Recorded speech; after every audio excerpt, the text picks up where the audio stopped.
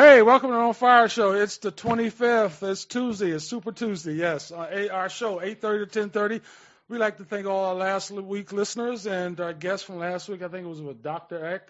Dr. Eck, she was awesome. She was on our show. And definitely, and here, this is Daryl McKell Brooks, and I'm here with Joe Siana. Neil Schloss. And we're going to be talking about the whole Ferguson case, and I have with us Brother Divine Allah. Hey, Divine. All right. I got Deacon Haynes. Hey, Brother Haynes. All right, how's everybody doing? All right, you was here last week, right? Yes, powerful show. And all right, you have Rachel Knight. Hello, Rachel. Hello. How you doing out there? And it's been a great show. And it's exciting, and we're going to be talking about a lot of different issues, especially the Ferguson issue. And, we always open up this whole Tuesday night with our weekend. And so, Joe, you're going to start your off. How was your weekend, Joe? No, it was great. And I started into a new enterprise here, which is driving people around. I'm an Uber driver, and I did my first Uber run on Saturday, drove a couple of young people from my neighborhood up to the Trenton train station. And then today I went cruising in the Jersey burbs, Cherry Hill and Moorestown. Mont Laurel got nowhere with that. So I ventured into the city and did What city? Philadelphia. Oh, okay, when you say the city could be Newark. I'm not going to go from Cherry Hill to Newark. I'm going to go right across the No. When you say the city, you mean the city, like New York City. New York City. Yeah, the city. No, I went the city that never sleeps. I went to the city of brotherly love. That's where I went, and I went to picked up some people at down by the convention center. Brought them up to University City. He's taking his son back to New York, and then I picked up a kid from up there as well. Who's going back to Bergen County. And I get paid, I just for doing this, and I meet wonderful people. Yeah? All right. I made $22. That was great. Wow, Joe. I have to talk to you about what I could deduct so I could have something left. I'd say mileage, sir. All right. And Neil, how about you? That was a great weekend. My son played a final soccer game of the season. All right, I know you're happy. It's awesome. Yeah. I love watching my kids play sports. They're involved with baseball. You're a soccer dad. I'm a soccer dad. I'm actually the wrestling coach in town in Millstone. So I teach 4-year-olds to 8-year-olds how to defend themselves and turn them from little kids to men. So it's a fun time there. My chickens are doing well, man. I'm finishing up my chicken coop.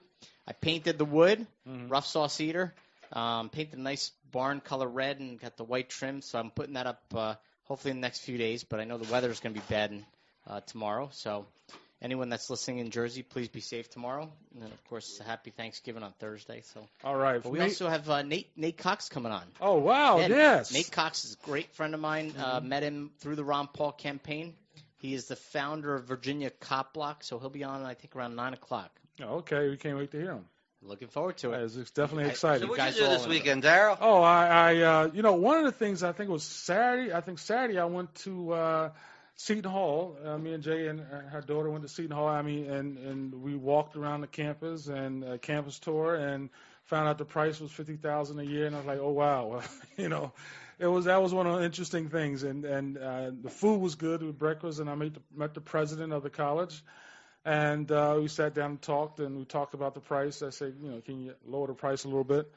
And he looked at me and smiled. See if he wants to advertise on the show. Oh, yeah, definitely. Yeah, we'll trade him advertising for tuition. Oh, definitely. Education for our education. Barter. Oh, yeah. Do that. And it was exciting, and to, see college students and see prospective college students from high school going and graduating and trying to take it to the next level, and her daughter is studying to be a OT, occupational therapist. Nice. And then usually on Sunday, I still do a lot of painting in the house. I paint, and trying to get everything ready for Thanksgiving. That's a beautiful thing there.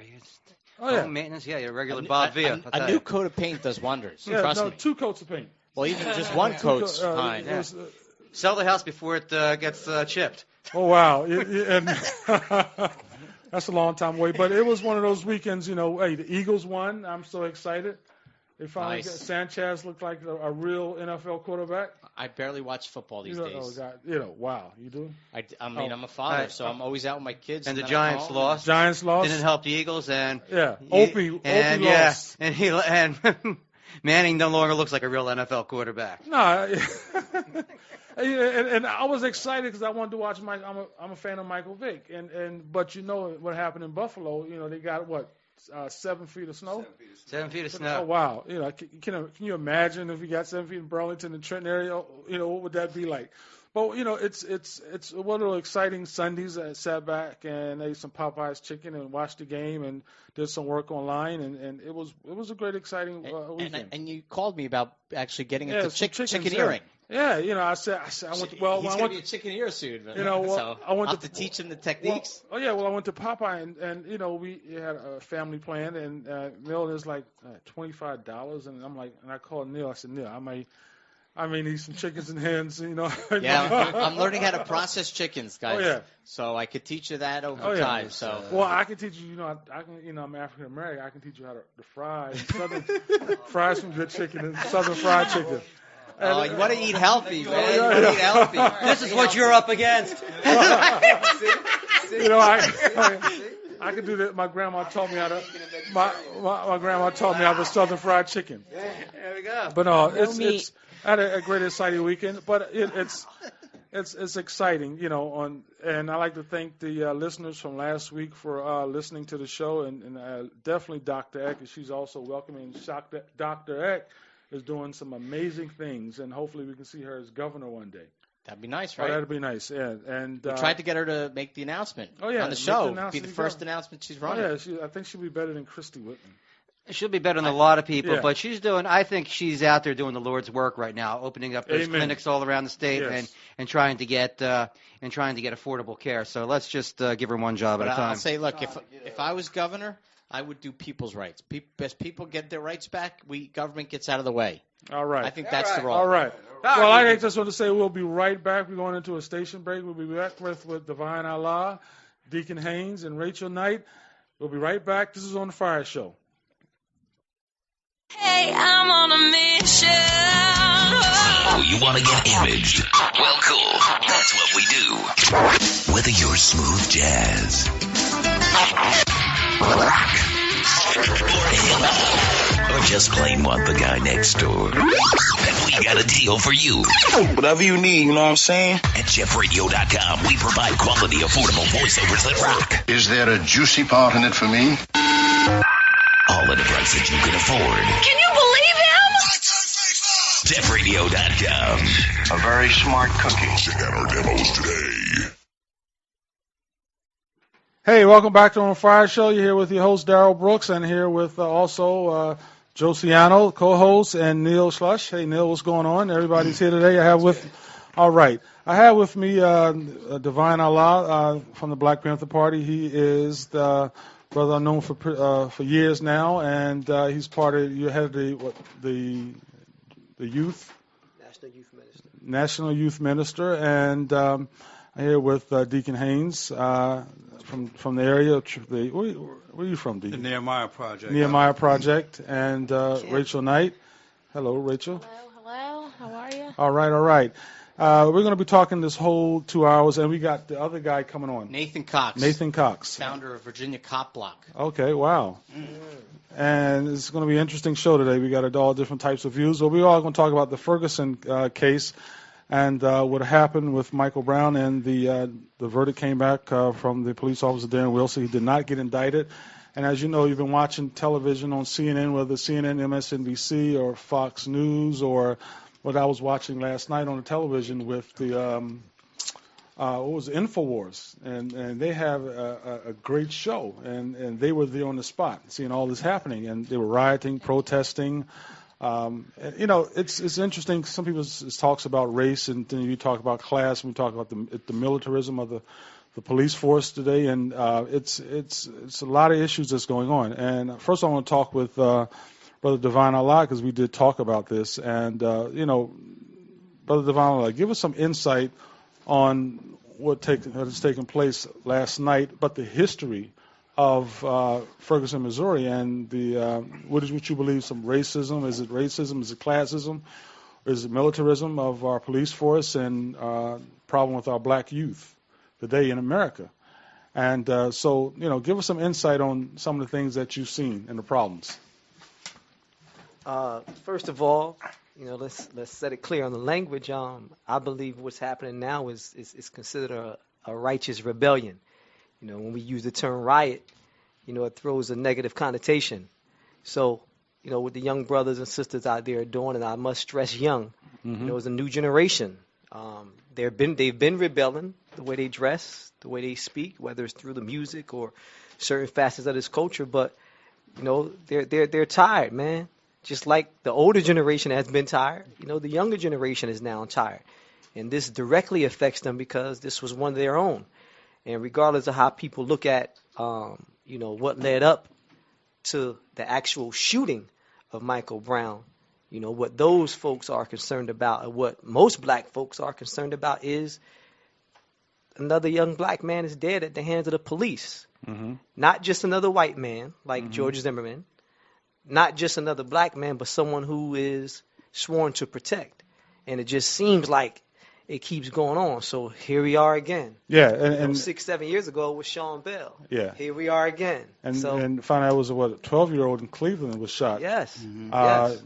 He was killed, and he had I think he had a pellet gun, or was it a fake gun or not? But it bothers a lot of people. A lot of my friends would talk on the phone and we text each other, and a lot of things are happening over and over again. And, you can tell there's a difference between the 1960, what they call protests or riots, and this generation now, and how they're protesting. And it's amazing. If you look in New York City, they're having their protests. In Philadelphia, they're protesting. In Oakland, California, they're protesting.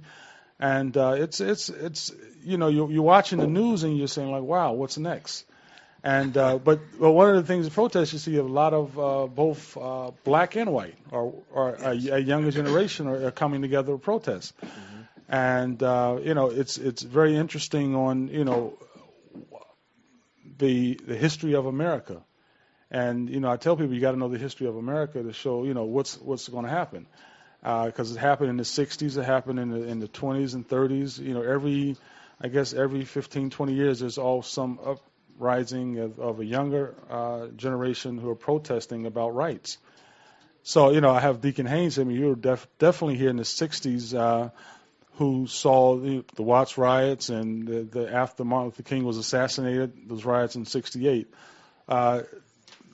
You've been watching the news, and can you tell the audience about, have you seen a difference of the protesting in the 60s and the protesting now, and as a older generation, how do you feel about what happened? Well, there's no difference. In the 60s, one of the biggest misconceptions is that everybody followed Dr. Martin Luther King. That's a big fallacy. I didn't follow Dr. Martin Luther King. First of all, you could not hit me, and I would not do anything at that age. So what happens is the same thing. We were trying to do the things that we thought. And the young brothers and sisters are at this age, they only know what they know. That's right. And they're dealing with what they know. They express themselves in their own culture in the way they do. Things have not changed. We thought we got our rights together, but our children, for the lack of knowledge, they are perishing because they're not a part of this system. They're trying to create another system, but nobody's listening to them. And what happens, the only answer time they get any attention is something like this. So this is why they go for the going for the jugular vein to be able to get people to take notice of them. And that's why you have it from city to city. Mm-hmm. If that wasn't a problem, it would just be in Ferguson. But it happens in every city, and nobody's paying any attention to it.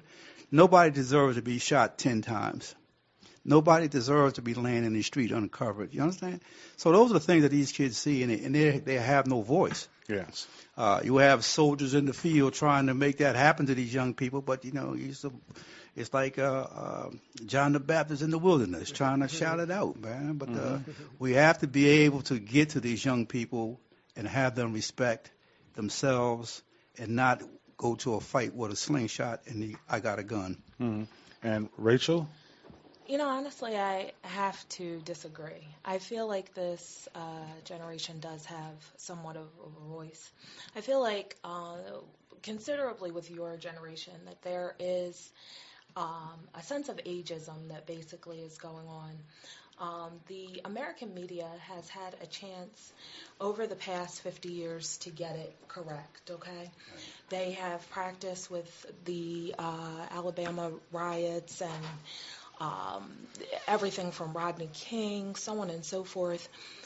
They now have the ability to get it right. And the words that are used when things are expressed in dealing with young black males or young people of color, words like riot is used versus protest. Protest, right. Okay? So my biggest thing is we have to clearly look at what's going on. This is a civil rights issue. Many of the police officers all across the country now are addicted to drugs. Let's keep it real.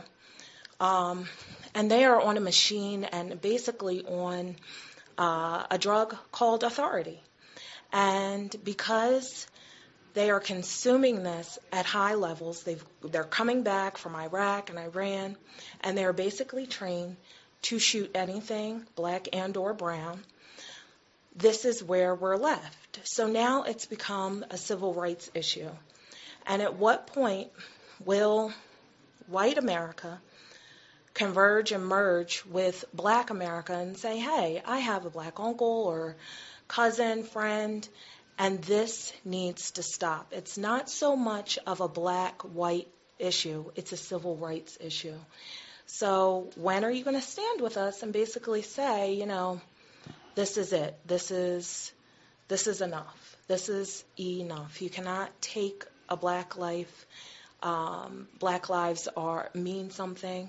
And, you know, just as much as a white life. So, you know, so I really feel like there's some discrepancy. And, you know, it's hurtful and kind of painful to watch, you know, that there's so much where I feel like the generation of yesteryear sacrificed liberation for education. Okay. So they've sacrificed their freedom. You know, I remember the protests back in the after the Rodney King verdict. What was that, 90? Was that 92? 92, 93 Rodney King verdict. I was in Atlanta. And I remember in Atlanta, I was in the, I'll tell you this strangest story. I was in the doctor's office, and I looked up, and I saw helicopters flying around. And I was like, okay, well, we're in a major city, so maybe something happened, you know. Then I look out the window, and I seen, like, white people running. And I'm like, okay, something's wrong. You know, you see white people running, you know, running and jumping in their cars. I'm like, okay, now something's really wrong with this picture.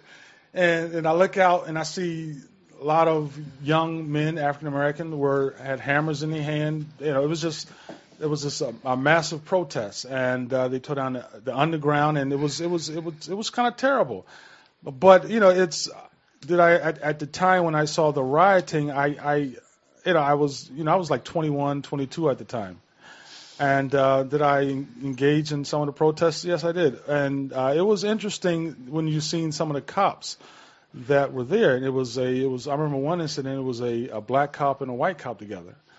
And the white cop looked at me and spit on the ground. I was like, wow. And he was right next to the black cop. And I asked the black cop, well, did you see that? You ain't gonna say nothing about it? And he just looked at me and no. And I'm like, wow. And then I kind of think, well, after that, well, listen, all y'all part of the same gang.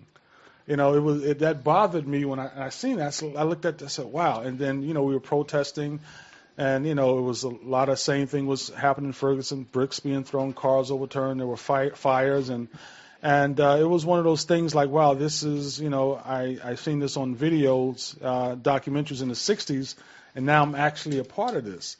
And it was very interesting. And when I look at it now on television, you know, I see the young generation, they're both black and white, young generation protesting. Now that's unusual. And you didn't see that in the 60s, and you didn't see, especially in the Rodney King verdict, you didn't see that. And it's one of those interesting cases like, okay, things are kind of somewhat changing with the younger generation are coming together as one. And it's an issue, and it's one of those things that people really would like to, and I talked to some friends about understanding the younger generation. And I think that Joe has a question. Well, I have a question. Statement. Oh, first of all, I think you sort of alluded to the deacon here is old by telling him that he remembered the riots of the '60s. But I recall them a little bit too. I was old enough to be watching television. I'm 37. Okay. I'm 29. Yeah. We only speak the truth here. So, But, how old are you, Joe? I'm 29.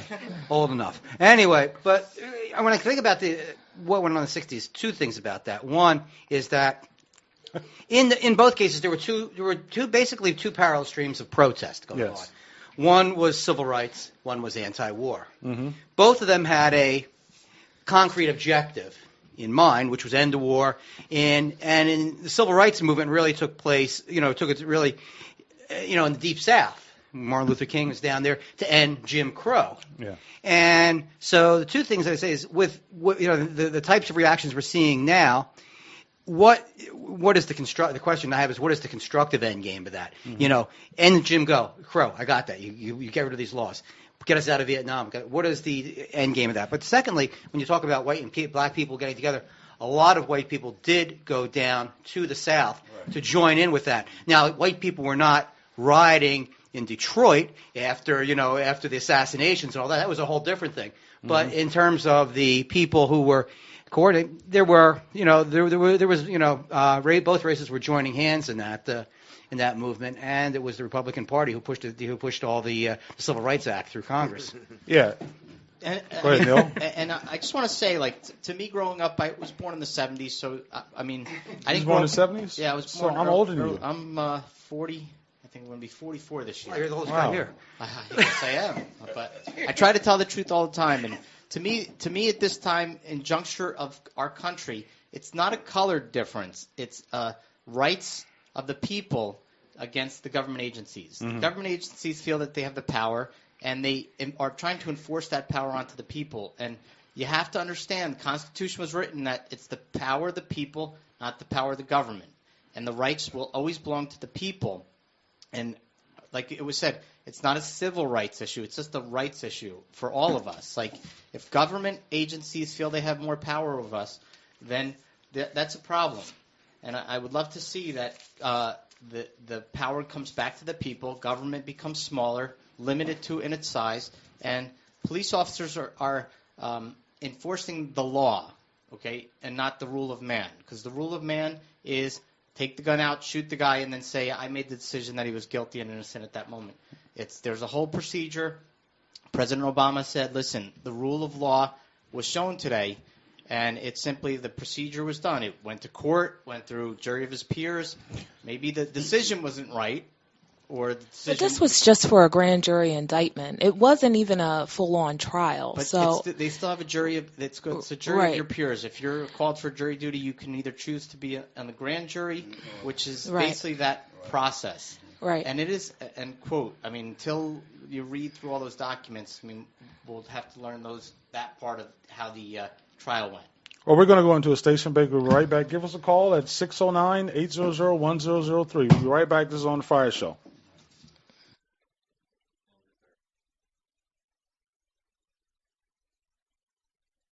If you want whole foods and more natural products while making your family healthier, visit 2285475.myforevergreen.org.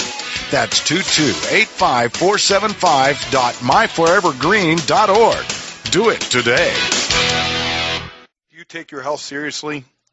Well, if you do, you need to check out HamiltonRadioNet.my94life.com. And it's spelled HamiltonRadioNet.my 90 N0 for life FOR life.com. Check it out today. Join or shop for the best products for your health. We take your health seriously here at Hamilton Radio. If you want whole foods and more natural products while making your family healthier, visit 2285475.myforevergreen.org. That's 2285475.myforevergreen.org. Do it today. Hey, this is Darryl McKell Brooks. You're on fire. Thank you all for listening. And we will tell everybody to join the chat room. Go to HamiltonRadio.net. Click on Fire Show, and you can check out the chat room and ask some questions and leave some comments. And I can say we have on here Mr. Nathan Cox, who's on speaker. Hello, Nathan. That's me. That's me. How you doing, sir? I appreciate you having me on, everybody. All right.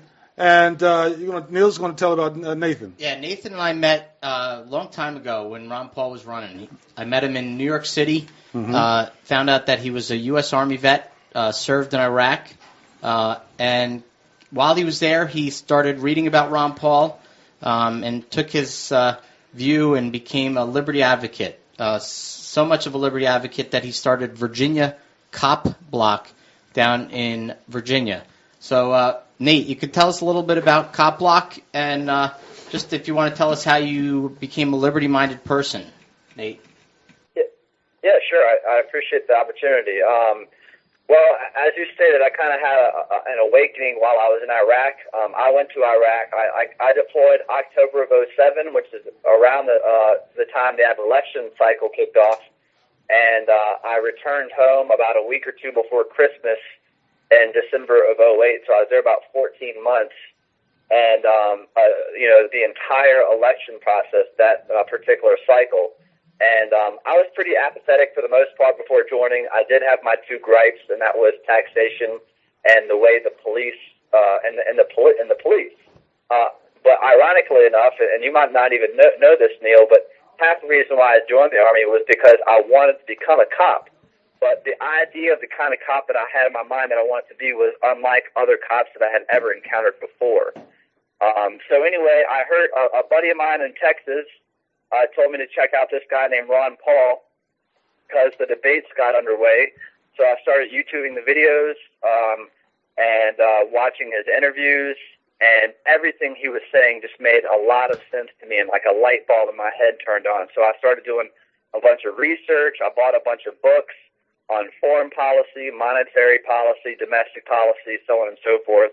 And everything continued to kind of flow and make sense. And so I started sharing the information with my peers. I started writing articles about it, and I started networking with people back in the States while I was already in Iraq that way, because I was getting out of the Army about 6 months or so, 7 months or so after I would return home, and I was very eager to get involved and start making a real difference and start actually serving my country in a more effective, proactive manner, being an activist and being an activist for freedom and peace and prosperity. So that's kind of my story in a nutshell. In 2012 is when I launched the state chapter of CopBlock, Virginia CopBlock, like Neil mentioned. And CopBlock is just simply a completely decentralized grassroots movement that is focused on police accountability, law enforcement accountability, judicial system accountability, as well as more transparency. We also advocate civil rights, although I'm trying to use that terminology less and use terminology like natural rights more, because something I've realized about civil rights is something that government can and will try to take away from you, and as we know, natural rights, they simply cannot. But that's kind of my story in a nutshell. I've had a number of run-ins and situations with the police here in Virginia, and I'm just trying to make a difference, and I'm trying to educate people as well. We commend you for that. Thank you. Yeah. Hey, Nate, these guys don't know that you actually sued the Virginia police and won money because they violated your rights. Can you want to talk about that a little bit?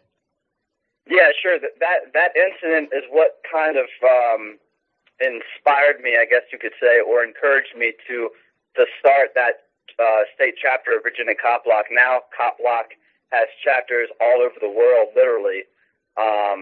But yeah, I got pulled over by a VCU police officer who was on the edge of his jurisdiction. For some reason, that university police has a huge jurisdiction that is just all over Richmond. And I was actually on the phone with somebody with Campaign for Liberty, and I saw a cop. It looked like he was harassing somebody. It could have been a traffic stop. I'm not quite sure. I happened to have a megaphone in my back seat, so I put the phone in my lap, grabbed the megaphone, and as I was driving by him at about 25 miles per hour, I simply said, in a respectful manner, if you want to refer to it as that, I just said, "Stop harassing people. We pay your paychecks." And he didn't like what I said to him, so he left that scene and came after me and pulled me over before I got on the interstate and wrote me a ticket for obstruction of justice, which I refused to sign and told him I wanted to see a supervisor. Waited 20 minutes for the supervisor to get there. In the meantime, while I waited, I found out that the cop who pulled me over actually called the city Commonwealth attorney to figure out what he could charge me for. He ended up changing the charge to disorderly conduct. And I ended up signing the ticket and went to court. I hired a constitutional attorney and went to court. The judge initially in general district court found me guilty for quote unquote being a jerk. And then we appealed it and we won in circuit court. And then we ended up turning around and suing the VCU Police Department and won $10,000 in a settlement. I didn't see any of that money. My attorney got it all. Oh, wow. I think they did. They did have to end up. I think one of the stipulations was that the officer had to go through retraining and some other stuff like that, as far as like First Amendment related training and stuff like that. So, and I tell people all the time now that you'll rarely ever find justice, quote unquote justice, in general district courts. I mean, everybody up there is on the same team. The judges see the same cops day in and day out, and they all work. Even though they're supposed to work for us, they really all work for themselves. So I tell people whenever they have to go to general district court, anticipate being convicted of whatever charge you are. But I would consider appealing it because usually judges are a little bit more reasonable and constitutionally minded in upper courts. Okay. Nathan, hold on for a second. Rachel, you had a question? I do. First of all, thank you for your service and also your civil service as well. But here's my question to you, because I don't want to assume. You're a Caucasian male, yes? Yes.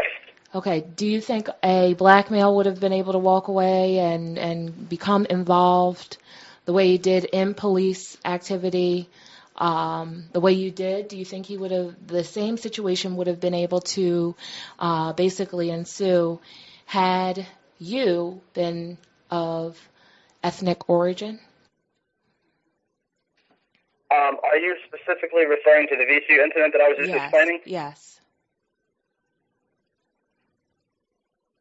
Hello? Yes, sir, I am. Oh, okay. So, just to kind of recap your question, are you saying that if it was somebody of another skin color, specifically African American, would the results have been the same? Is that your question? Yes, sir. Yes. Okay, sorry, I was having trouble hearing you.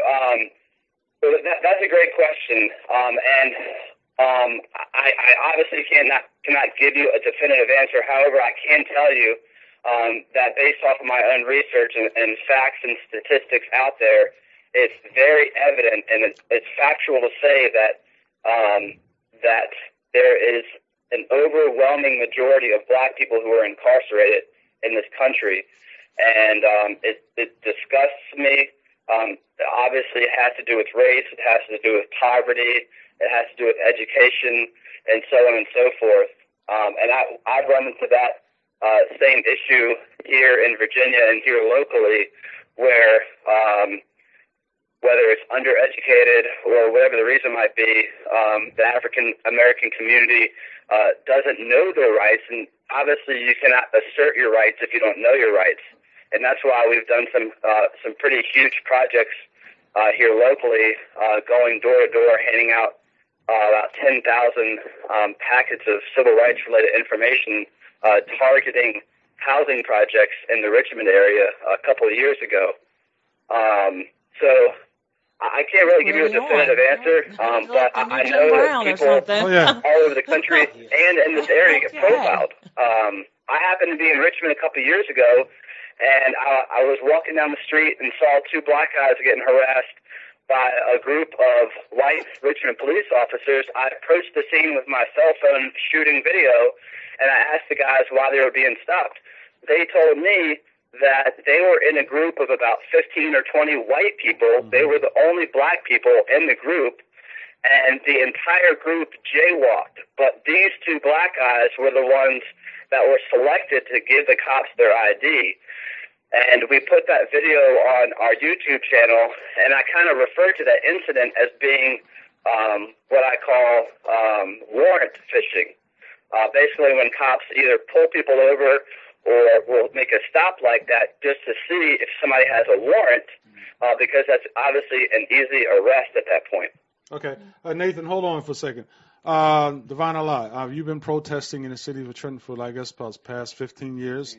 15, 20 years, and you've seen some of the incidents where Trenton police were, they've arrested people, abused people, shot people, killed some individuals, and tell me some of the things that you've seen in the past, especially in the Trenton police, where the corruption took place for years in the city of Trenton. Man, there's so many stories. However, let's connect a little bit of dots.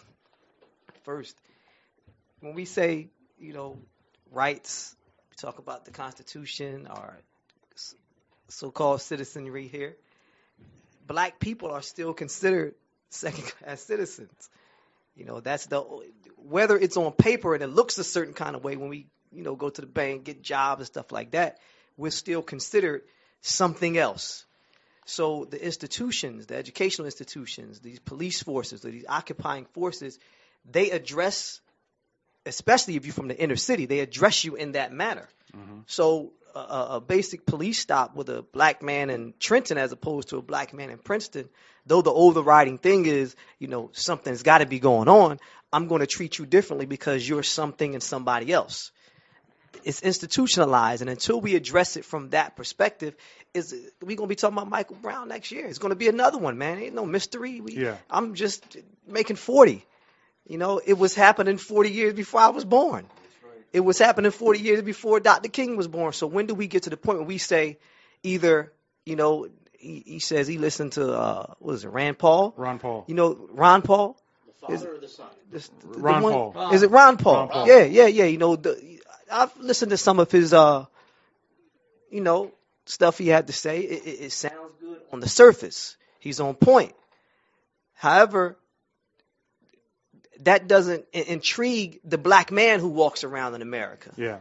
What intrigues the black man is when you're hearing a rap song that captures your, imagination, negative or positive. Mm-hmm. What intrigues the black man is when you hear people like a Malcolm X, even though he's dead, but we hear those speeches. When you see the Panthers, those pictures, when you see Minister Farrakhan, that intrigues us because it's speaking to something that we're dealing with 24/7 plus 7 plus 7. Mm-hmm. Even on the job, we're dealing with it. So it has to be addressed. It's so many layers to it, man. It's so many layers. So this forums like this is a plus because you're getting 2 hours to discuss it as opposed to 3 minutes on CNN. Yeah. We got to tear back these layers, man. Again, Sean Bell was exactly 6-7 years ago. And in between that, Timothy Stansbury, it's so many. So who was Who was the brother in Trenton who was at the protest? He was choked in Trenton off of Steve Feliciano. Steve Feliciano. Yeah, he also had Jenny Hightower. The one that really opened up some cans of worms in Trenton when it comes to police activity. Mm-hmm. So, it's so many layers, man, and it's sad because another family now has to view again when a white person says, justice and liberty. What pops in their head is what America is supposed to be. Yeah. It's just like for a black man with those red and blue lights going in back of you, it's different, man. Mm-hmm. We got to look at those things. And the media definitely has 99.9% 99.9%. You know, one of my fault in this also. You know, one of my Tea Party friends, he called me. We talked about the whole case with Trayvon Martin and the corruption of the police department. And you know, he talked about the IRS scandal and the IRS with the Tea Party movement. They had the protests at the IRS. He said, Dara, you know, we don't want to see young kids get shot. We don't want to see especially young African American kids go to jail. He don't want to get shot. And there are a segment of the community who are conservative, Tea Party groups. They understand about the corruption of our government. And we got to understand we do have a corrupt government. And we're going to talk about the next after this break. We're going to talk about when they have a government that says tell the people to be nonviolent, but we have a government that's violent itself. When you look all over the world, that's right, with drones, with war, and especially America. And so we'll be right back. This is OnFire Show. We'll be right back. All right.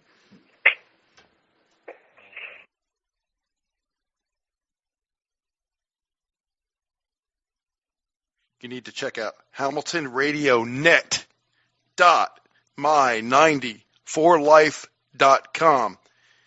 And it's spelled HamiltonRadioNet.my 90 N0 for life FOR life.com. Check it out today. Join or shop for the best products for your health. We take your health seriously here at Hamilton Radio. Do you? If you want whole foods and more natural products while making your family healthier, visit 2285475.myforevergreen.org. That's 2285475.myforevergreen.org. Do it today. Hey, you're back with OnFire Show here with this great audience and the great panel. And I'd like to thank the audience. Go to the chat room, audience, and ask some questions. And, one of the things that we're going to be talking about now is the violence. When you have a government that tells you to be nonviolent. And me and Joe was talking about that earlier. And we have a government that's violent. When we see the violence happens all over the world, and we have the drones killing people. And Joe, you can elaborate on some of the things that we were talking about earlier. Well, government is by its nature violent. The government, the state enforces violence on behalf of the people who are paying for the state. I was having a discussion with a guy a little while ago, and I think, Harry Reid had said a while ago that income taxes are voluntary. Try not paying them. Try not. Everything that is... I'm trying to figure out that answer, Joe. I know, and Neil somehow does believe that they're voluntary, and he's going to figure that out for us. I'm trying. If I have that answer, you guys will all know the answer. But the real is that there is two ways to live life, and one is by cooperation and by free exchange of ideas and free exchange of goods and free exchange of our efforts, and the other is by force and coercion. And that could be criminalized, and that would be illegal, or it could be legal and through the legalized coercion of government, and we've been exporting that. We are, when I grew up, we were supposed to be the conservative force in the world, and the revolutionary forces were, Russia and China that were exporting revolution. We're exporting revolution. We're exporting this revolution of democracy that we say, and we're forcing it down people's throats all over the country, all over the world. People who aren't ready for this. It's not their culture. It works for us. It may work for Western Europe. It may work in Japan. It don't work everywhere, and we're forcing it on everybody. And we've created a permanent state of war. We're bringing back people, as you said. We're bringing back policemen like this. We're bringing back. I want to bring in a lady from who treats the TD veterans. You're bringing back people who are mentally damaged, emotionally damaged. They look just fine. They're big hulking guys, but they're broken men. And we're breaking our people down all over the world, and we've been killing people continually through the Bush administration, through the Obama administration. Nothing has changed. We're droning them, and we're wondering why they hate us. Yeah.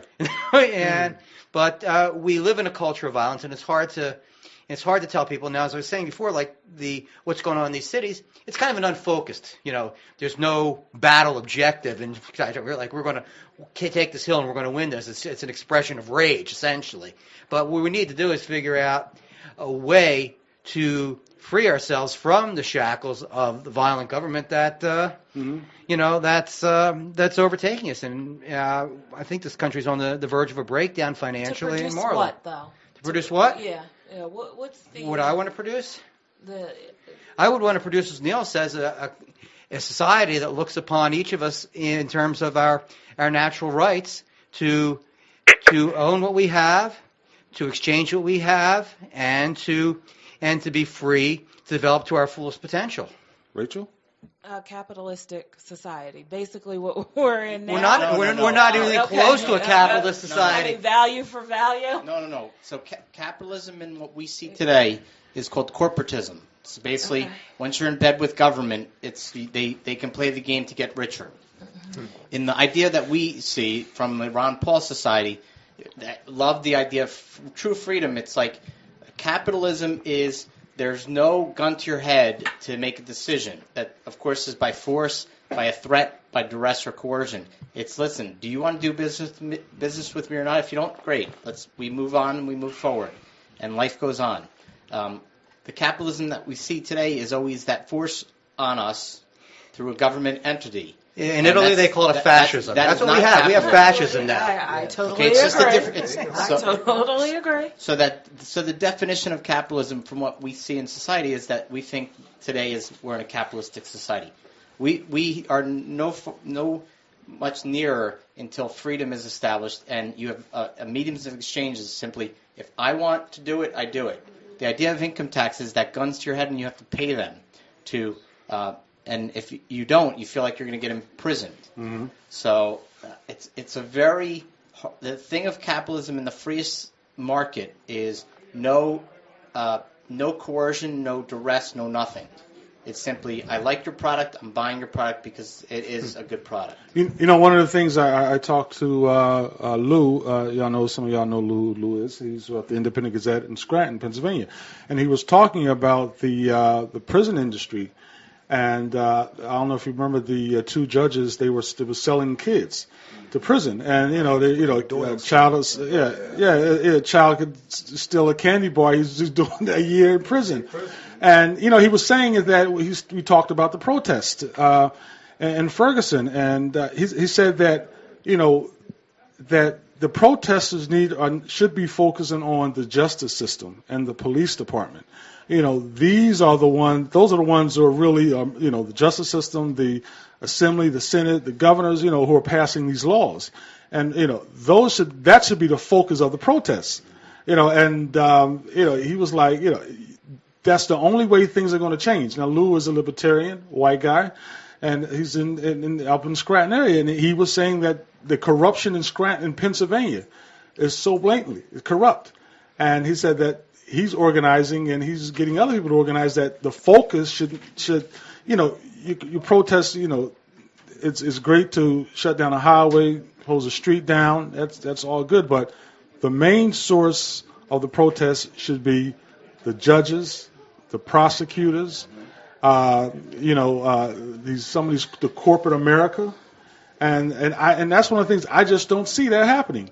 I agree with the corporate America, because what we should honestly do, or what should be done, is to make a monetary stand. Black people in this country have $1.3 trillion in spending power every single year. Boycott Black Friday. Mm-hmm. That's what it is. One of the things, if you look at old Martin Luther King, Black Saturday. Yeah.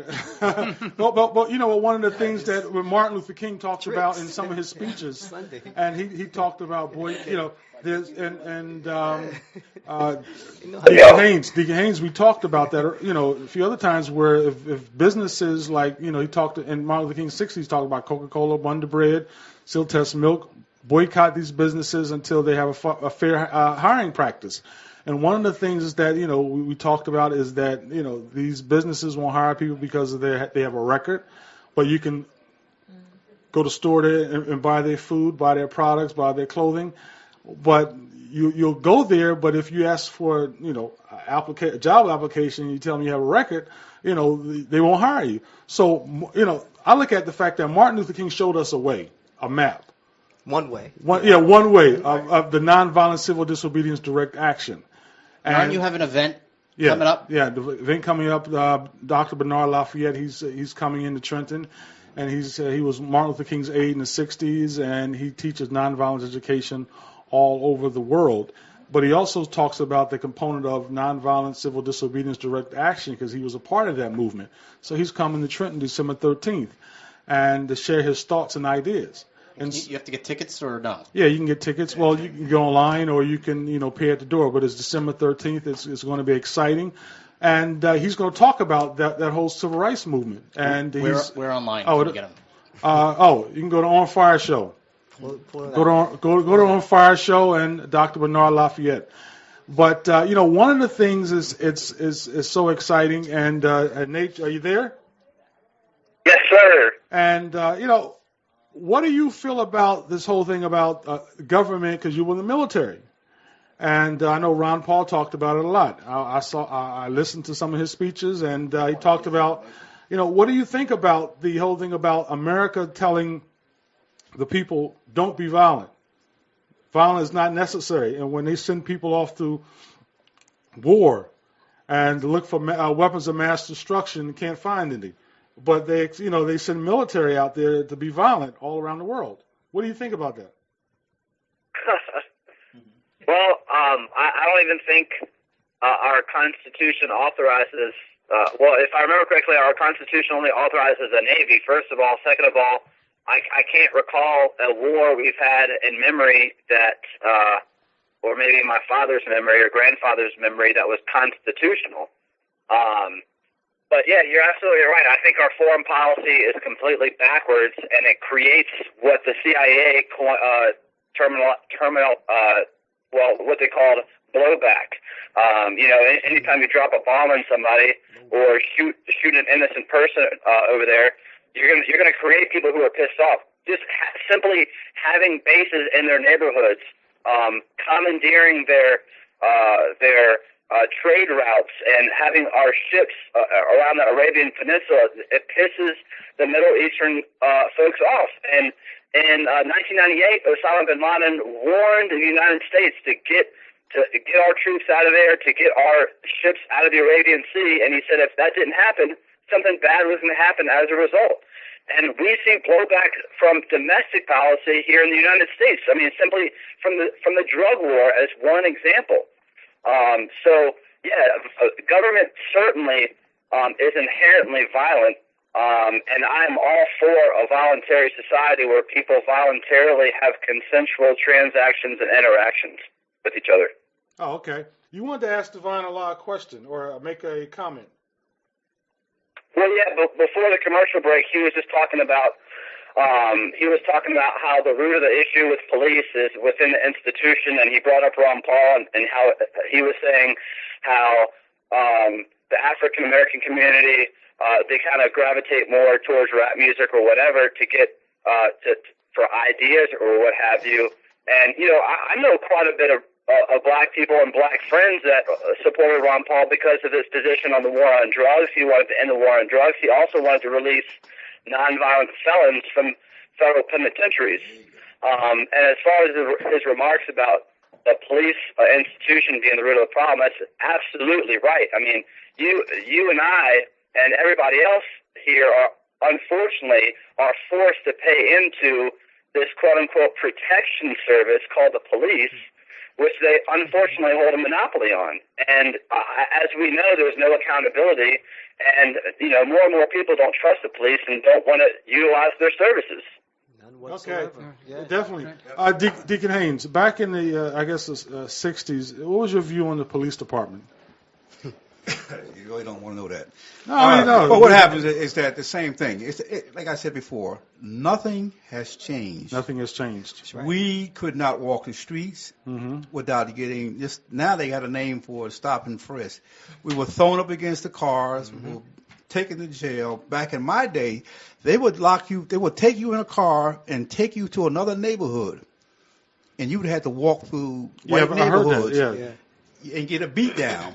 So what happens is, quite naturally, you have that problem that you don't trust them. Mm-hmm. Now, this was up here in New Jersey? In Philadelphia. No, I lived in Philadelphia.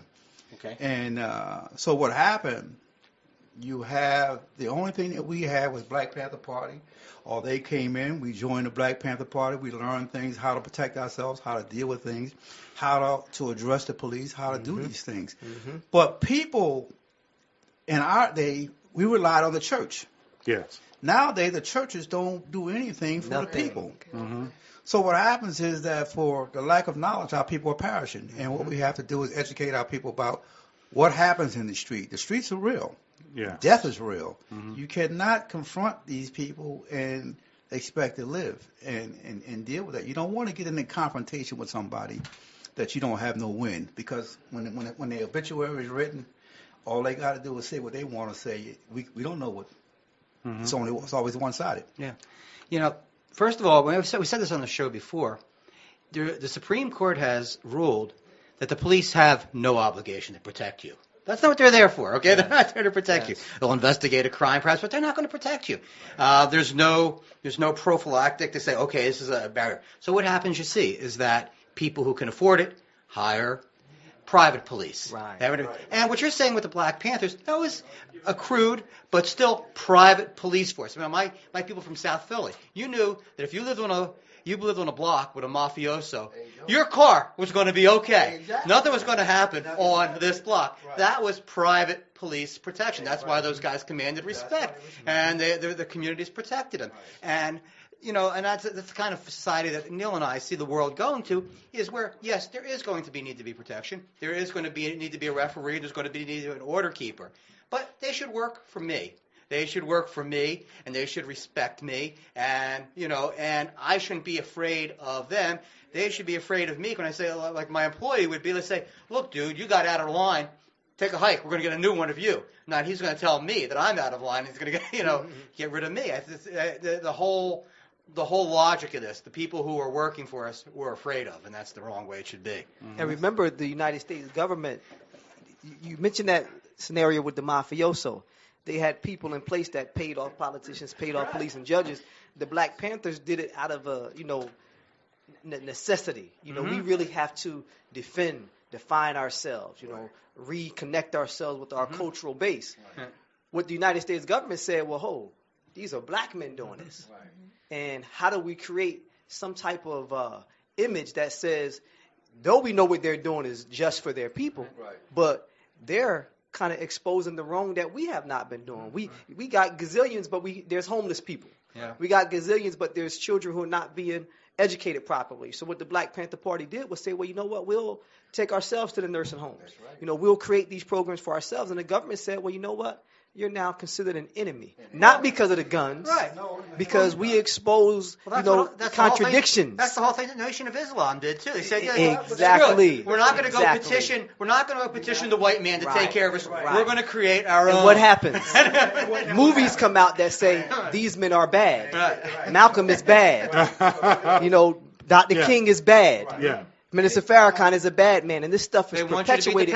They make movies where they make mockeries of it, man. So, and most of our people, again, because of that education, you're educated to the point where I always give the scenario about, if we're a classroom full of deer, how can our teacher be a lion? There you go.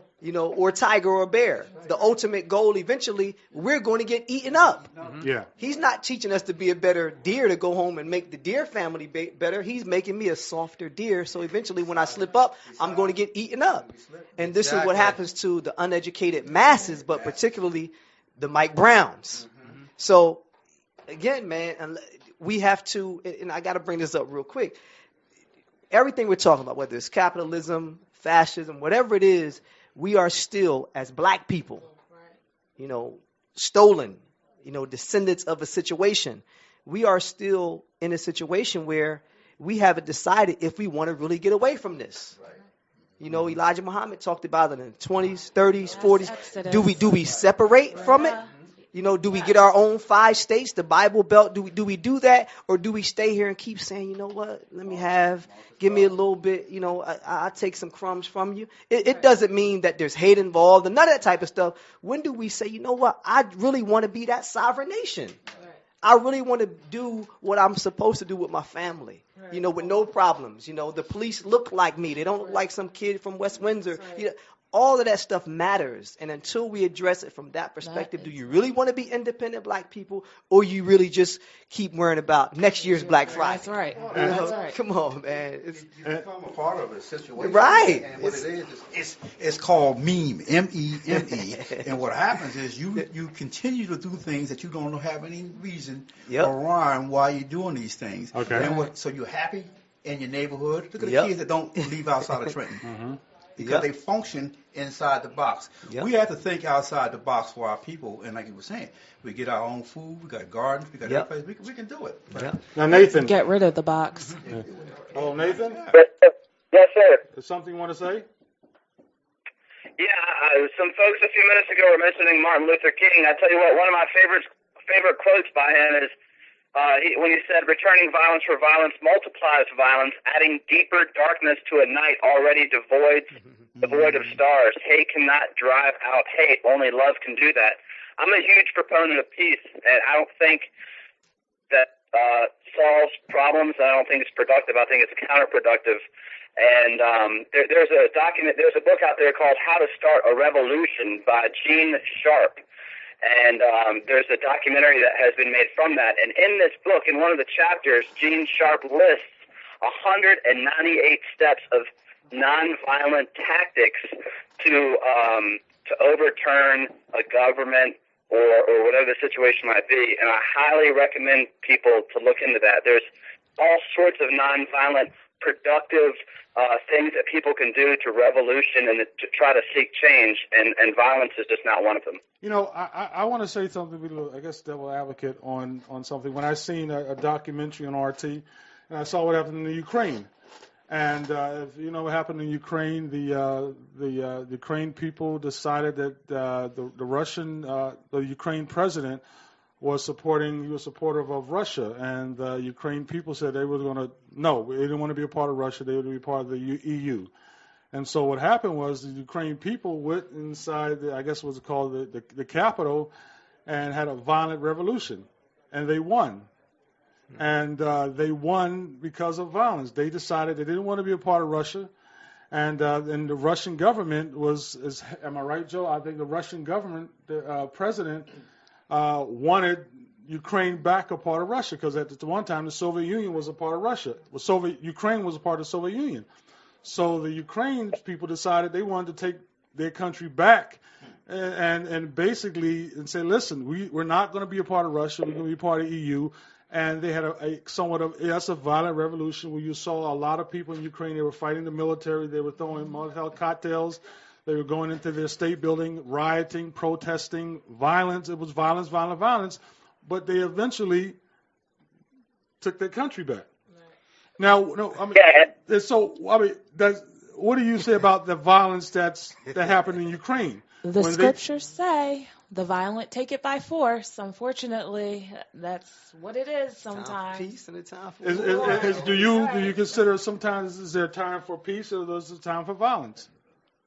Well, John F. Kennedy said those who make peaceful revolution impossible will make violent revolution inevitable. Okay. And I do think that there comes a point in whatever country or situation you're in that, if you exhaust all other measures, then yes, a violent revolution is justifiable. Look, and it doesn't necessarily have to be the majority of the people even behind something like that either. Look at the American Revolution. It was only a minority, a tireless minority, as Adams said, that did all that. So, I do support justifiable violence, so to speak. I just don't support the initiation of force. Right. I mean, these situations that we're talking about, the government is the one who's initiating force, and people are returning that with justifiable violence. The initiation of force is the exact right thing that he's talking about here. I'm bringing that because we sat here and we talked about this, and I know that we never got around to this, but of walking, door to door in the inner city, talking about the right to bear arms. But remember that Martin Luther King, the apostle of nonviolence, he was armed to the teeth. His house was armed to the teeth because he was threatened. And we believe here that you have the right to defend yourself, your home, your family, your friends. Mm-hmm. You have that right. You do not have the right to decide, I like what you got over there, so I'm going to take it by force. No, because that's it. But we do believe in the right to return violence for violence. But initiating violence only starts a really, an unvirtuous cycle. Well, Martin Luther King was denied a gun license permit, but also who protected Martin Luther King talked about nonviolence, but who also protected him was the Deacons of the Fence. And these Deacons of the Fence, they carried shotguns, rifles, handguns to protect Martin Luther King. Means necessary. And the whole left has tried to disarm this community. Yeah. Yes. I don't understand why we can't let Martin Luther King go. Well, like, what is it? I mean, he was peaceful, and they shot him, too. So I don't understand. They crucified Jesus. What are you going to do? We didn't let him go either. Yeah. But can we let Martin Luther King go? No, I mean, why? Why? Let it go. It's okay. Martin Luther King is my hero. Okay. There's so many other revolutionaries that we need to focus on. Oh, yeah. We can bring them up on the next commercial. We have a commercial break coming up. Nate, do you want to say a final word? Since I know you. I just appreciate everybody having me on. These topics that we're talking about are really important, and more people, need to be discussing things of this nature that we're talking about. Well, tell us your website again. You can check out CopBlock.org. We're actually publishing a huge story on our website tomorrow that, to be quite frank, is probably 10 times worse than this Mike Brown situation. Mm-hmm. And we're going to try our best.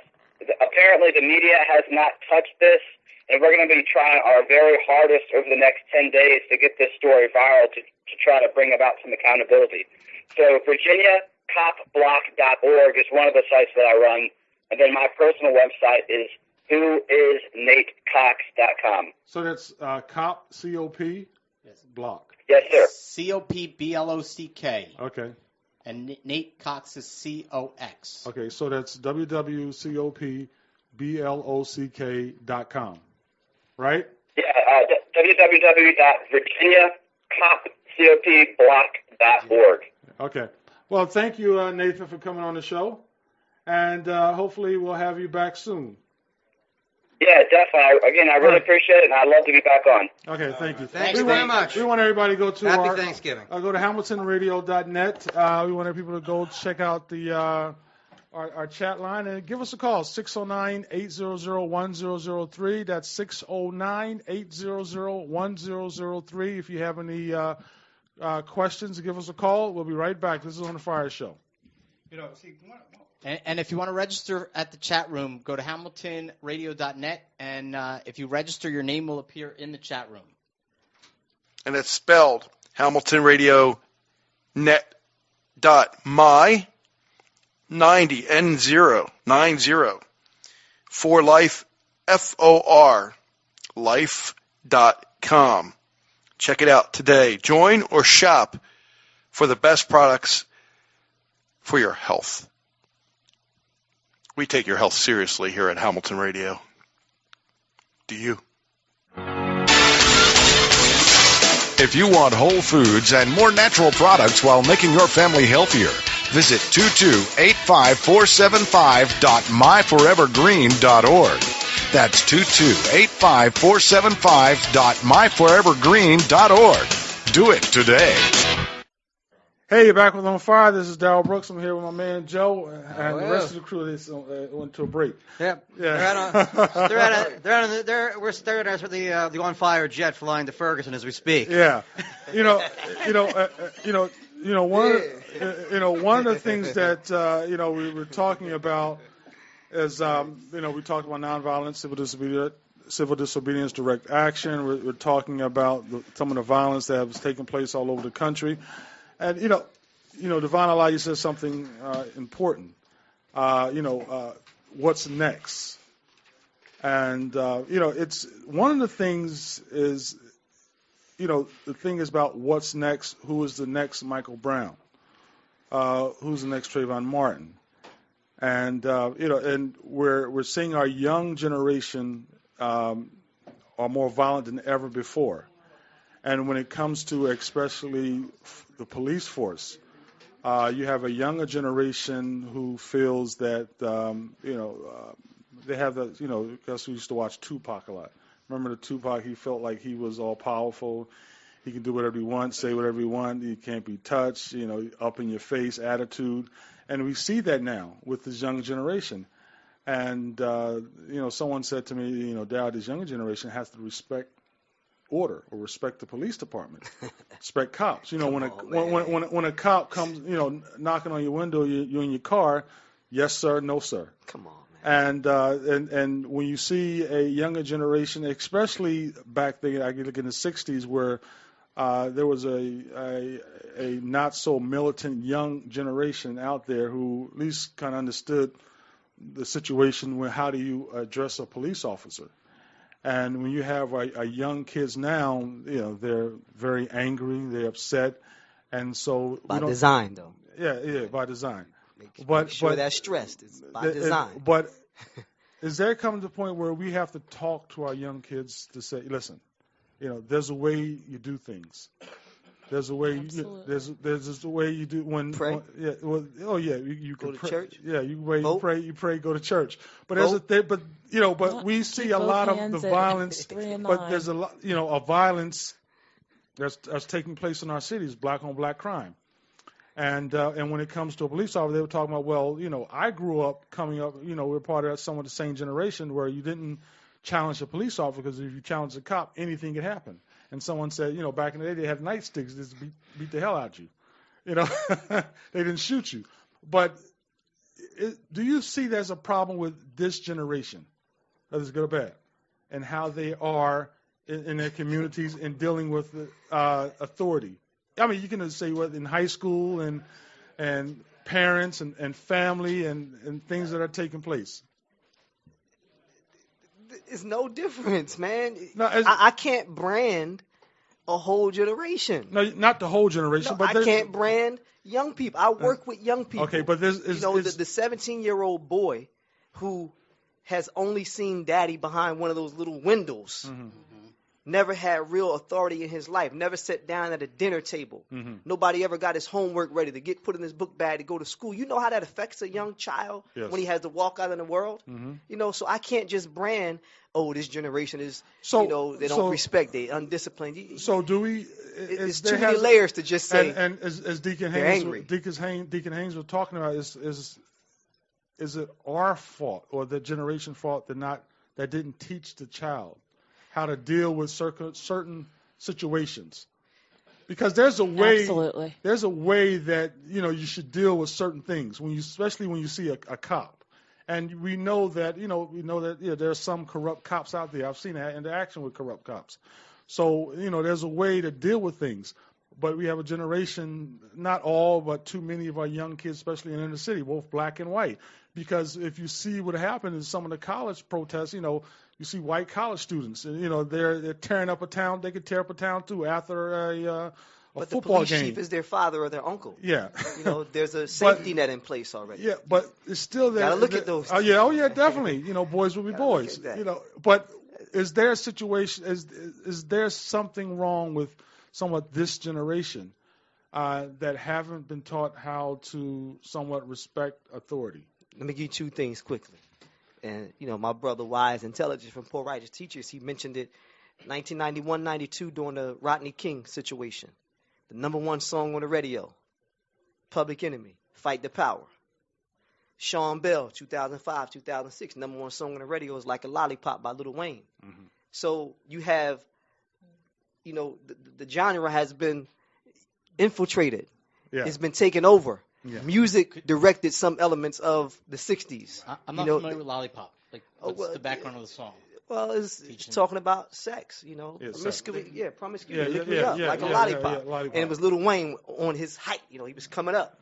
They had to push somebody. They had to push that brand. That whole, Cash Money Millionaires. They were pushing that. Yeah. But in the 88, 89, 90, 91, the music kind of gave a sense of, oh, we're coming back. You had the black colleges, the hoodies we used to wear had certain things Spike on it, Lee proud movies. to be black, the Spike Lee movies. Yeah. So there was almost like a soundtrack to the revolution, Yeah. like in the 60s with the songs.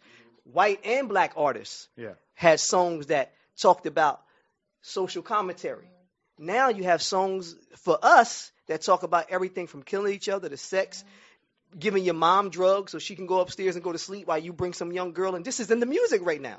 Mm-hmm. And this is being directed by the media, one that's part of a government. Mm-hmm. Y'all seen Wag the Dog, that promotes violence overseas to protect, quote unquote, democracy. Mm-hmm. But they'll sell you violence in Hollywood here. Mm-hmm. And even within the movie culture, the Hollywood culture, even the heroes don't look like the young black man who's walking around in Trenton or Camden. No, it's mostly the thugs and the criminals. Yeah.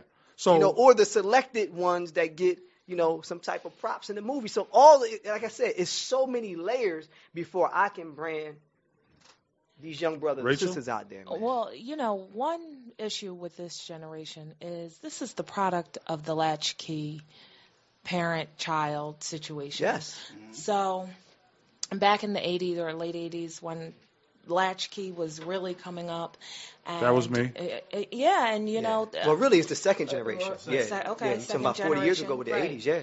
Right. Yeah. And, this whole thing of getting into these monster mortgages where parents had to work and they were not spending as much time with the child. So there's a lack of respect, I feel like, in all facets, whether you're dealing with teachers, people of the cloth, the clergy, and all facets. There's a breakdown. Mm-hmm. And unfortunately, so many of our fathers are behind that glass. And there are great minds. And if you bind the strong man, you can take the whole house. Mm-hmm. That's part of the what plan. it is. Yeah. It's part of the plan. Willie lit. So when we and also I also see that when you see all these police cops are going to jail, these cops are going to jail. When you see prosecutors going to jail, when you see prison guards going to jail for corruption, when you see what's going on all around the country, when you see all the politicians going to jail, do the young generation see that and say like, wow, you write the laws and you're criminals yourselves.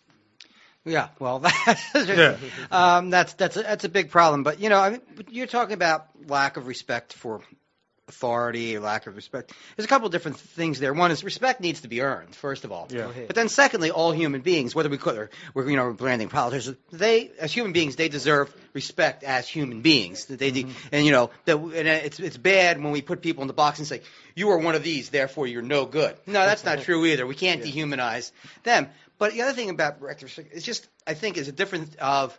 If you ever read like a book like The Art of War, and which talks about these things, you got to choose your battles and you got to choose how to deal with. So when a policeman comes up to you, he may give you doing something that's totally bullshit. I mean, you could do something like you could try to punch him, but that's not going to get you very far. Because you could take down one policeman, but you can't take down the whole police force by yourself. He's got more friends than you do with more guns. So at some point, then you say, okay. Where do I choose my battle, and what do I do here? So at that point, maybe it's right to say yes, sir, no, sir, and then figure out where to move the battle to the next level because you're going to lose in that situation. So that is just the sense of picking, and then people just got to learn that much too, Neil? But then I think you need to learn at that point the rule of law and the methods to win in court. I mean, because again, the process is you got to go through that chain of command. And like I said, a few weeks back, I was in the Heightstown court system, and I just sat back and I watched. It's a money-making machine. I mean, it became we're going to take the money from you. $3 for the vest, for the bulletproof vest. They tell you that $3 added to your court cost for the police officers protective. What? Yeah. So and like I said, Nate had brought up education, which is Ron Paul was his biggest thing was to educate the individual person to understand his rights, the way it works, the system.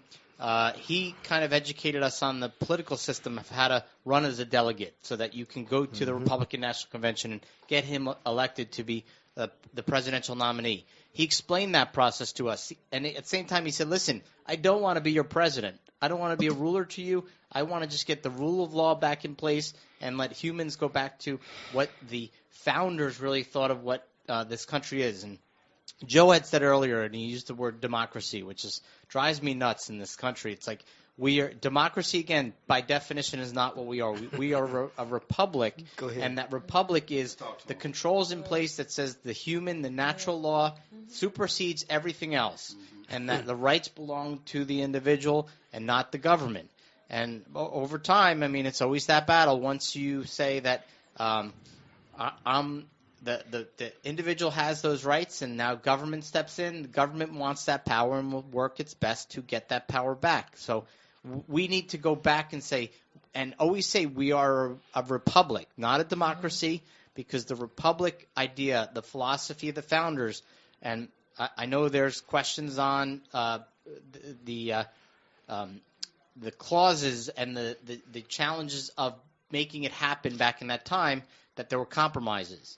But at the same time, the idea of natural law existed then, and it's the over time you have to learn the court system and how to fight it properly. Right. And when I sat, and another part of the thing, and I'll say this to everyone listening, is if you're going to go to court, make sure you send proper papers in fighting the law against the law. And if you do the papers, then you will have a chance in the court system, because they have to read your papers, and if they don't, then they are violating your right of redress, the redress of grievance. It's a First Amendment right, and most Americans don't know that fifth right within the First Amendment.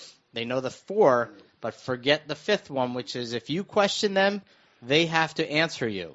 And if they don't, then they can't beat you because you've defeated them in the chess game, which we call law. And it's an interesting thing. But like I said, that's my thoughts on this subject matter. So I think that, the question is, when is enough enough? And, when you see a corrupt government, when you see from police department all the way down to up to the prosecutor's office, even the federal government, when do the people decide to say, we have millions of kids locked up. We got millions of adults locked up. If you look in New Jersey, 80% of the adults are in prison industry are African American. 80% of the juveniles in New Jersey are locked up, or 80% are African Americans. When to come to the point where people decide, we're not going to take it anymore, we're going to step up and challenge? Is there ever a breaking point? And we talk about the Revolutionary War, we talk about the Civil War. That's the question that people always ask. When is enough enough? And to the point of, is there a point where you have to take it to the next level? But when you say that next level, but to me that thought process for all of us is violence. Okay. Like, if you think of the next level, it has to be violence. I'd rather everyone put their arms down, go live their life, enjoy their neighborhood, rise up in that neighborhood, do whatever you want. I mean, you choose your dreams. Like, you make your dreams happen if you think that way. If you think there are no dreams in this world that you want to live to, then unfortunately you're going to stay down. Yeah. Because you're not thinking of that higher step in life. Yeah, or violence or an exodus. It's about time for an exodus. Yeah. But why would you want to leave where you live? And I asked that from a exodus from this country. We're getting. But where would you go? What country would you I mean, that's the question. Anywhere but here, a separate state and territory of our own. Yeah, where we can function. Right. The way we need to as humans. Either that or the fact that China is now occupying about 30% of West Africa. Okay? All right? So they are setting up shops in places that typical European and or American parts of the military would not go. They are going there now and creating factories, robbing Africa of all of their natural resources. This is what Asia is doing.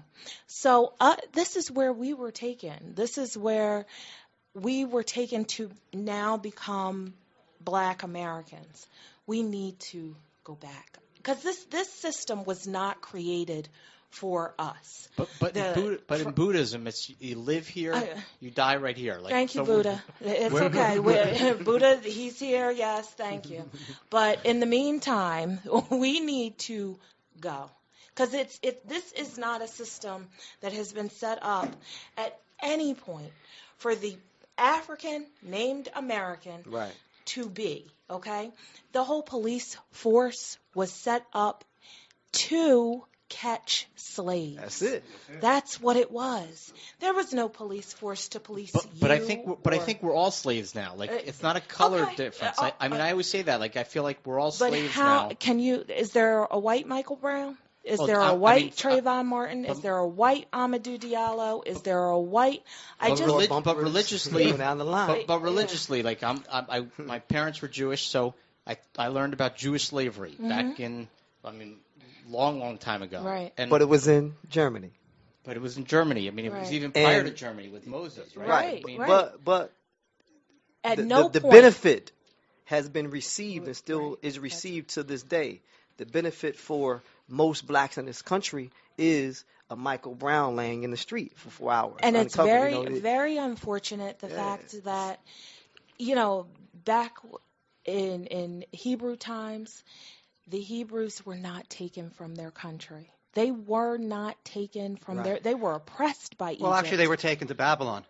They weren't in the initial. They That's were actually slaves. debatable, but go ahead. They were slaves within Egypt. That'll be on our next show.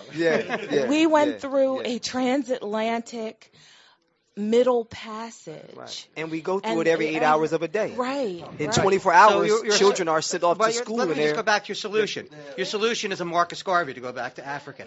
And how are you going to reclaim that land? It's not so much reclaiming. If China not can so much do reclaiming, it, China can do it, like I said before, there's $1 trillion within the black There's community. enough to do it. Well, you can see that Israel tried to do it, and you can see the shit that they're going through. So you're going to go through. Yeah, but see. You have to understand, there was one time where blacks in Africa lived in peace and harmony with each other. Right.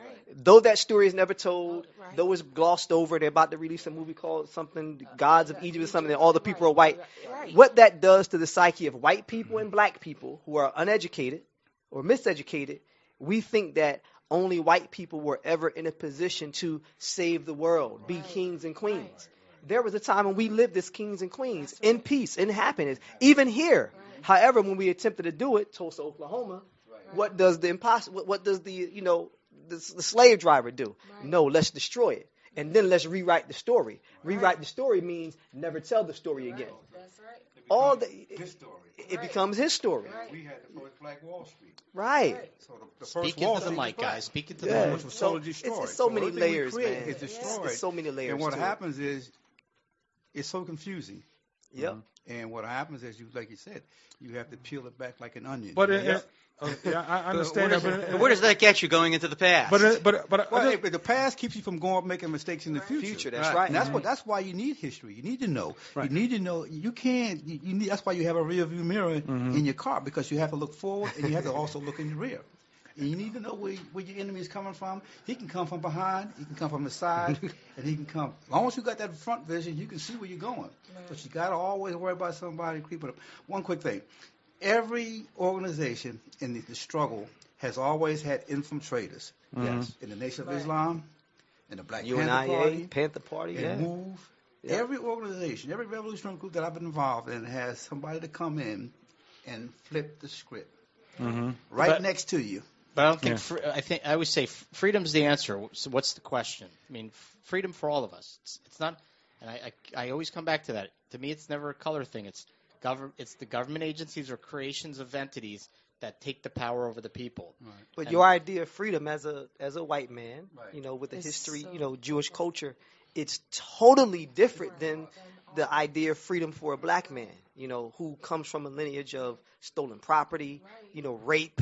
All of that, is in our DNA. So yes, on certain, we can have an allegiance to certain issues. Yeah, let's make this happen. It's beautiful, but I still got to function almost on edge, because the society says you are public enemy number one, black man, and I'll do anything and everything possible. I'll even make a movie to demean you. Something as simple as making a commercial to demean you will do you bad. I mean, look, I would say when I was in my early 20s, I was out with friends, and I met a woman who was in the news, and I said, listen, I always hate how the news broadcasts the violence of it's basically minorities, like a black person getting arrested. By design. Design, so that the mind says, like, black stay away from black person. By design, And I mean, back then I said that's completely wrong. Like, it's like I always say, turn off the tube, like, open your mind, say we're all free people. But going back to that time, I was like, I knew there was what's called conditioning. Yes. Right, the conditioning of the mind that the news can play on you, which is how it plays out. I mean, but that's why if you turn the tube off, your brain's going to go back to freedom is the right answer. Like, you live your life, enjoy where you live. Don't run, and I don't want to use the wrong word. Like, don't run away to someplace else that you don't know what's there. Like, it's helpful. I mean, if it's not good here, then and of course take that power back and. Like, but I didn't come here with power. Right. We didn't come here with power. Right. We came here as stock. Yeah. As stock to be traded. And we just scrambling trying to get the best. But I know a lot of people now of color who have come here voluntarily. What do you say to them? They've come from West India. They've come from Africa. They're here to make You're the going to trade with them? You're going to take American dollar, and they send it back home. They're totally different from us. Yeah. Totally different. They have no respect for us. We're talking about. But that's not necessarily true, though. That we have to deal with each other on that one mindset, that we have to help each other get where we want to go. You can't go back to Africa and stay there. You can't go. Where are you going to stay? Why? Yeah. Why? What are you going to buy? You can if you want to. If the Chinese are there, why can't we? Because they're exerting power. They have gold and they have arms. But you can. Those are two good things to have. If you really want to, you can. You really can. As much as you want to be at Walmart this Saturday, this Friday at 4 o'clock in the morning, if you really want to, you would do it. And that's what it's I'm really saying. that simple. That's what I'm talking about. It's the people. The idea is good, but how many people are going to get up and go and deal with it? Don't have to be. It only takes everybody. 144,000. That's it. Well, then you're talking about then you're back down to individual self-determination, which is all it's all about. That was one of the first points of the Black Panther Party. Yeah. We want power. Yeah. Self-determination. Yes. One of the things I talk about history and I talk to the young kids, especially African American kids, about. And I was at Rutgers University in Camden about 3 or 4 weeks ago, and we talked about the prison industry. And they were saying, Dad, they got all these kids locked up, and adults locked up. And I said, well, you got to understand the history of this government, and you got to understand. You even go back to after slavery when the documentary on PBS is called "Slavery by Another Name," and the pianist law where they locked up after slavery close to 700,000. Can you spell that for people so they can look up that word? What's that? Peony. P-E-O. P-E-O-N-A-G-E. Peonage. Pianist law. So, one of the things is they locked up 700,000 people, and it showed in the documentary they locked up young boys and girls, 14, 13, 15 years old. And so, that's something, when I understand about the prison industrial complex, that's when basically it got started.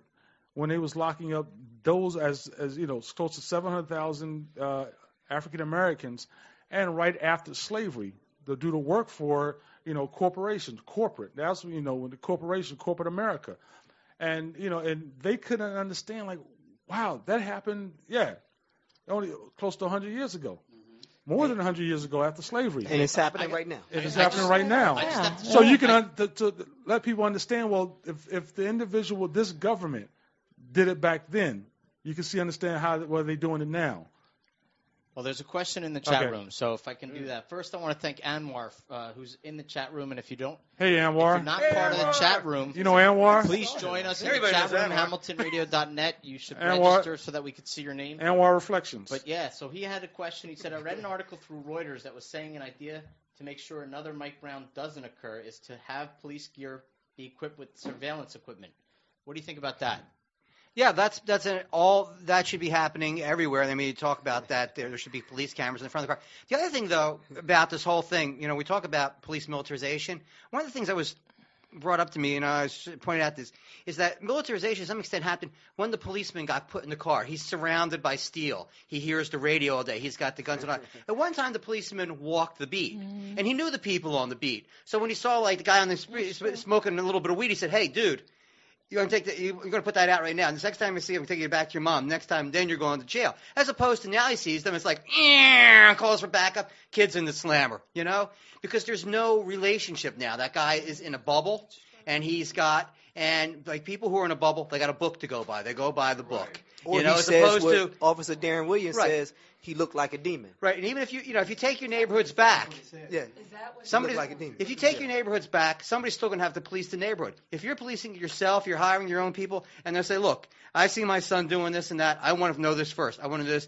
Eventually, if he's out of control, we're going to have to do something about him. But maybe, we could handle these things without putting people in jail, and then putting them basically in the college of criminality. That's what happens when they go to jail. Well, here's my thing. What happens to ethics? We already have cameras up in the sky at every street corner. right. Now Yeah. we're going to put them on the bodies of police More toys for officers. him to play with. Right. So, Yeah. what is your ethical role? That's a good question. You know what I mean? Like, what? Well, not if the majority. They're observing us. I want to observe You're them. right. You're right. Pardon me for Yeah. interrupting a little bit. Even if we give them all the gadgets, that's possible. Now, just They to jump- still have an idea of, I have to come into Trenton to control animals. That's the institutional thing. They go to those target practice areas and they see black targets around that white. Until that's addressed, you can give them things where they can see your DNA, see your mom. Right. It don't matter. Darren Wilson said he looked like a demon. Ferguson, Come on, man. the whole case, he Come fired on. 12 shots and 6 entered into Come his body. on. You're a bad shot. If Come that's on. number one, okay? You're a bad shot, number I'm a one. Giallo 41 times. Number That's like two. you shooting at an elephant or something, man. Right. It's So address that. All them gadgets, all the And gadgets what really and stuff. started the outrage over this, and I have a friend that is in Ferguson, is the fact that his body laid out there for 4.5 hours uncovered. Disregard. And then they For life. sent a unmarked Chevy Caprice Classic to put his body in the back. Yep. So those are the things that have not been Addressed. released and addressed. And there is also video of a construction worker saying, "Hey, don't shoot, his hands are up." Yeah. And that part isn't being addressed either.